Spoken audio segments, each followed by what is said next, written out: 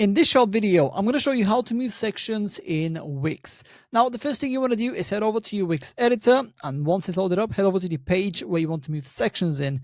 Now, as you can see, I'm on my home page right here, and this is going to be the section that I would like to move. So when it comes to moving sections, you have two different options to choose from. You can either move it freely by simply clicking on it and dragging it up and down like this. Alternatively, if you want to simplify this maneuver and move this section here, for example, right beneath this section here, what you have to do is simply highlight the section, and then on the right hand side here, you'll see this little menu.